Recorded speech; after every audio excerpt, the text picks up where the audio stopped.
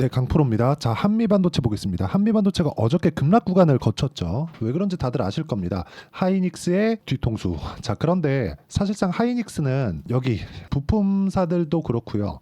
장비 업체들도 그렇고 한쪽에서 너무 많은 이익을 얻다 보면 이쪽을 견제해야 될 필요가 있죠. 그게 하이닉스의 이익을 도모하기 위함입니다. 뭐 그렇다 그래서 이 둘이 뭐 적이라고 할 수는 없죠. 자, 근데 한미반도체하고 삼성전자하고는 조금 이야기가 다릅니다. 원래 한미반도체하고 삼성전자하고 약간 예전에 있죠. 그 HBM 시대가 오기 전 한참 전에 좀 중요한 이슈가 있었습니다. 그게 어떤 이슈였냐면 D램 장비를 납품하던 시절에 한미반도체의 장비가 좋았지만 너무 비싸다 보니까 삼성전자에서 그걸 따라 만들었어요. 그래서 한미반도체가 이쪽에 대한 소송을 했는데 그 소송을 한미반도체가 이겼습니다. 자, 그런데 문제는 삼성전자 측에서 뭐가 있었느냐?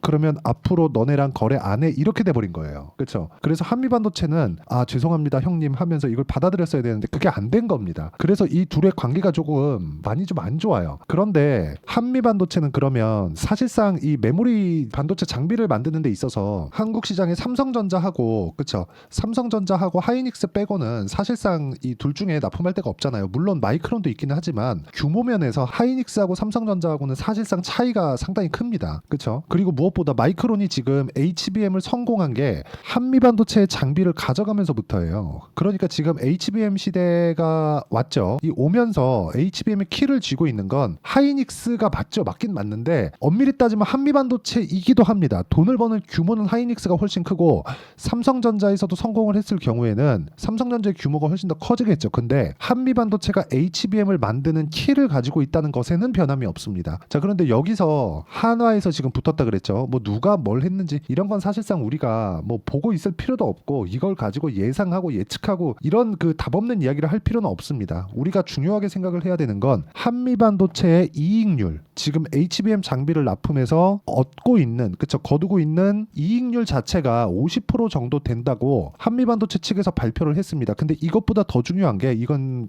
제가 추후에 이야기를 드릴 건데 한미반도체는 지금 공시를 엄청 많이 뿌리고 있죠. 근데 그게 좋은 공시들입니다. 억지로 만들어낸 게 아니라 기업의 내부 사정 이슈들을 투명하게 밝히고 있을 정도로 공시를 많이 내고 있어요. 그만큼 주주 친화적인 기업이다. 그래서 우리는 한미반도체를 볼 때 나쁘게 볼 이유가 전혀 없습니다. 그리고 또 한 가지 사업적인 측면에서 봤을 때도 제가 감히 이 그 반도체 사업군을 다 판단하거나 그런다는 이야기가 아닙니다. 한 가지만 딱 기억하시면 될 것 같아요. 한미반도체가 키를 쥐고 있는 것은 맞다. 하지만 이익률은 떨어질 수 있을 수도 있겠다. 자꾸 이쪽 있죠. 하이닉스도 그렇고 그렇죠? 이쪽에서 견제를 하고 있기 때문에 그렇습니다. 근데 만약에 한미반도체가 최근에 이야기를 한 것처럼 우리 최대 고객사는 삼성전자다 이렇게 이야기를 했단 말이죠. 그러면 한미반도체에서 이쪽으로는 당연히 받아야 돼요. 왜? 한화 쪽에서 지금 들어간다고 하더라도 생산 라인의 테스트가 필요하고 길면 2년까지 걸린다고 하는데 그때 이후에 그렇죠? 무언가 일이 있을 수 있고 그 기간 동안에 한미반도체는 삼성전자랑 손을 딱 잡고 가면 생산량 측면을 대폭 증가시킬 수 있겠죠. 그리고 한미반도체 그 증설할 수 있는 물량이나 그쵸 그런 사이즈들을 감안한다면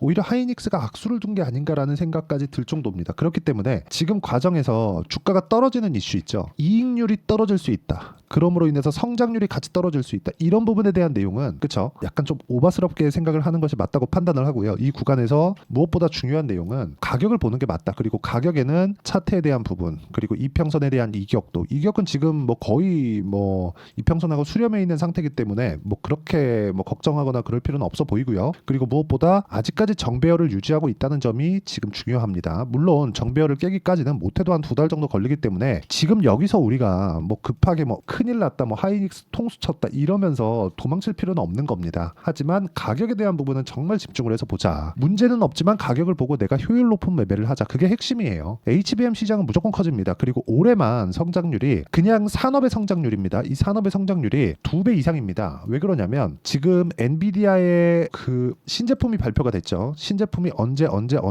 뭐 나올 거라는 걸 다 발표를 했습니다. HBM 증가분이 올해만 2.5배예요. 그러면 이쪽에 대한 그 장비 수요는 계속해서 발생할 수밖에 없습니다. 그리고 마이크로는 신경 쓰지 말라 그랬어요. 마이크로는 한미 반도체의 거의 뭐 재물이라고 볼 수 있죠. 한미 반도체의 장비를 사용해야지만 HBM을 만들 수 있다는 그냥 재물이라고 보시면 될 것 같아요. 이거 말고는 이 마이크로는 별로 신경 안 쓰셔도 될 것 같고요. 한미 반도체가 삼성전자의 손을 들어주느냐, 이쪽으로 가느냐, 이것만 보시면 될 것 같고, 주가 측면에서는 우리는 효율 높은 매매를 하기 위해서 가격적인 부분을 보자. 이게 가장 중요합니다. 그리고 이 내용에 대해서 이해를 했을 때 우리가 어느 정도까지 매매를 할 수 있는지 볼게요. 자, 알테오젠인데 여기 보시면 제가 오늘 일부 매도를 또 했습니다. 그쵸? 그러면서 14%의 수익을 냈어요. 근데 이 구간에서 제가 언제 공략을 했는지 보시면 돼요. 올라가는 부분 확인하고 매매했을 때 14%, 그리고 밑에 쭉 내려보면 17%씩 이렇게 수익을 내고 있다는 점이 중요합니다. 돌파 구간에 공략을 했다는 점. 그쵸? 자, 그리고 같은 반도체 종목군들 중에서도 DI나 그런 종목들 보잖아요. 그쵸? 아니, 이미 수익을 냈어. 22%, 26% 이렇게 수익을 냈는데도 불구하고 다시 반등 확인하니까 또 매수. 오늘도 시장이 안 좋은데, 그쵸? 어느 정도의 상승분. 자, 그리고 뭐 YC 같은 종목들 최근에 좋죠. 어떻습니까? 그쵸? 매수매도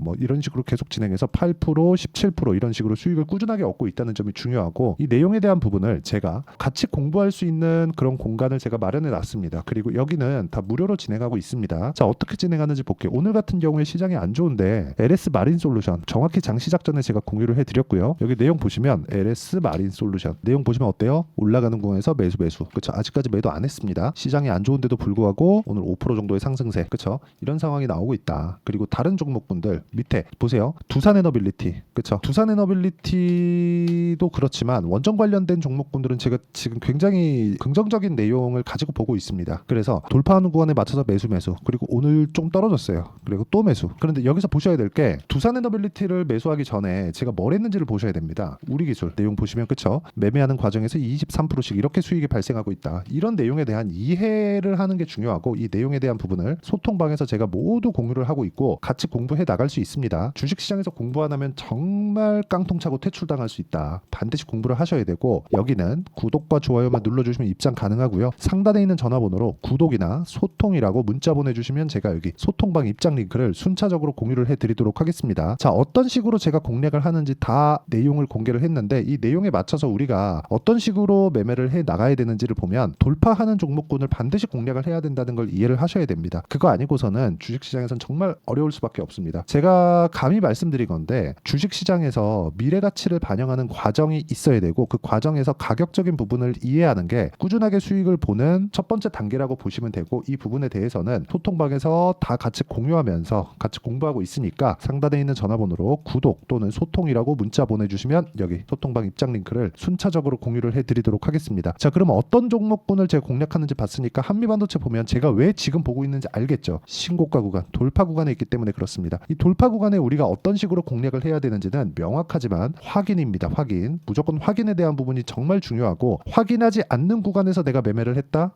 그러면 정말 상황 자체가 어려워질 수 있다는 점, 이 부분 반드시 기억을 해주셨으면 좋겠고요. 그리고 이 내용에 대한 부분을 봤을 때, 자 보세요. 한미반도체가 건재하게 버티고 있었을 때 보세요. PSK 홀딩스, 그죠? 강하죠. 그리고 뭐 FST, DI, YC 전부 다 반도체입니다. 그쵸? 이런 종목군들이 있을 때 강세입니다. 일반적인 무슨 뭐 그 짝짓기 매매를 해라 그런 이야기를 드리는 게 아니라, 이격을 좁히는 과정을 보시라는 겁니다. 이평선을 보실 때 단순히 배열 또 어떤 패턴 이걸 보는 게 아니라, 주가는요 높이 올라가면 이평선하고의 거리가 벌어지게 되어 있고, 이 벌어지는 과정에서 내가 좁혀가야 됩니다. 그 좁혀가는 과정을 우리는 눌림목 구간이라고 하는데, 여기가 눌림목 끝입니다, 여기가 저점입니다, 이거 하지 말라는 거예요. 이걸 하는 게 아니라 확인하고 매수해서 보유기간을 줄이자. 그게 심리를 안정시킬 수 있는 유일한 방법이고, 이 내용에 대해서 이해하지 못하잖아요. 그러면 주식시장은 진짜 어려워질 수밖에 없습니다. 물론 이 내용에 대한 부분, 이격 조절 그리고 가격적인 이해, 이런 부분을 제가 여기 소통방, 그쵸? 소통방에서 모두 공유하고 있고, 어떤 식으로 공부를 해야 되는지, 그리고 저도 계속해서 공부를 해야 됩니다. 여기 소통방에서 다 공유하고 있으니까 상단에 있는 전화번호로 구독 또는 소통이라고 문자 보내주시면 되고요. 자, 그리고 이 구간에서 내가 어떻게 이런 타점을 잡아내는지, 그리고 타점에 대한 이해, 그쵸? 이런 부분을 했을 때 어떻게 우리가 전략적으로 할 수 있는지에 대한 내용을 여기 한미반도체의 단기 보유 전략. 자, 최근에 한미반도체의 변동성이 커졌기 때문에 변동성 구간에서 우리가 가격을 어떻게 잡아야 되는지에 대한 내용이고, 단기는 2주입니다. 2주 동안 내가 수익 전환시킬 수 있는 가격을 어떻게 볼 것인지 그 내용에 대해서 제가 담아놨고, 이 내용을 토대로 한미반도체의 실시간 타점을 제가 문자로 공유를 해드리도록 할 테니까 상단에 있는 전화번호로 한미라고 문자 보내주시는 분들에 한해서만 제가 한미반도체의 단기 보유 전략 그리고 실시간 타점을 공유해드리도록 하겠습니다. 자, 내용 정리하면 그렇습니다. 한미반도체가 강한 움직임을 보이고 있을 때 우리는 반도체 종목군들이 계속해서 강하다는 그런 부분을 참고할 수 있고, 한미반도체가 강한 움직임을 보이려면 삼성전자의 가격이 안 빠지거나 하이닉스의 가격이 안 빠지거나 둘 중 하나가 돼야 돼요. 둘 중 하나만 되면 됩니다. 특히나 지금 같은 경우엔 더 그렇죠. 하이닉스에서 나쁜 건 삼성전자에서 좋은 거고, 그렇죠? 이런 부분 때문에 그렇습니다. 이 구간에 우리가 어떻게 판단을 해야 될지를 제가 다 이해를 시켜드리도록 할 테니까 영상 끝까지 시청하시고요. 모든 분들이 성공 투자하셨으면 참 좋겠습니다.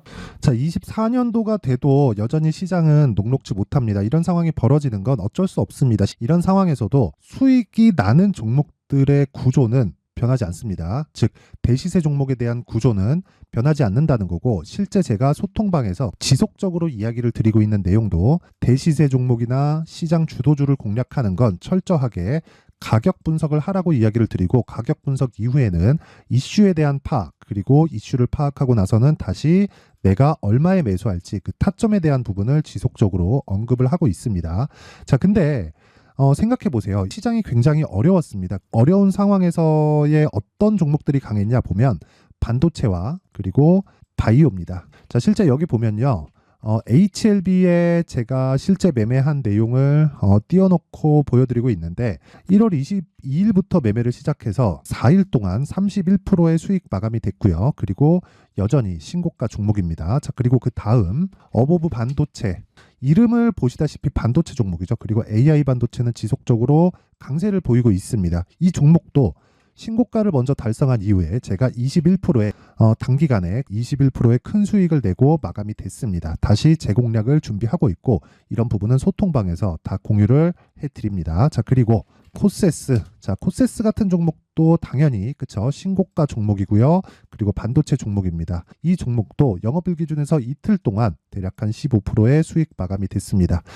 내용을 한번 보시면 어떻습니까? HLB를 포함해서 뭐 30%, 20%, 뭐 15% 이런 식의 수익이 지속적으로 발생하고 있는데, 이 세 종목 모두 다 신고가 종목이고 1월 달에 시장이 약세를 보이고 있는 구간에서도 강했었던 그런 종목입니다. 특징점이 하나 있는데, 그 이슈에 앞서서 가격이 먼저 반영했다는 거죠. 그렇게 제가 가격을 먼저 보고 이슈에 대해서 파악하는 이유는 결과적으로는 큰 시세를 먹기 위한 사전 준비 작업입니다. 실제로 큰 시세를 먹기 위해서 사전 준비 작업을 했을 때 여기 레인보우 로보틱스 127%, 그리고 ISC 98%, 그리고 한미반도체 97%의 큰 수익을 내는 상황을 만들 수 있습니다. 어떤 식으로 소통방에서 진행됐는지, 그쵸? 그 상황을 제가 이야기를 드린 건데, 이런 상황도요, 당연히 신고가를 공략했을 때 가능한 겁니다. 자, 그러면 이번에도 마찬가지입니다. 그쵸? 정부 주도의 코리아 디스카운트 해소 방안이 2월 달에 발표를 하고요. 그리고 2월 달에 발표된 내용을 토대로 주가가 움직이는 게 아니라 이미 움직인 내용이 있죠. 실제 이 내용은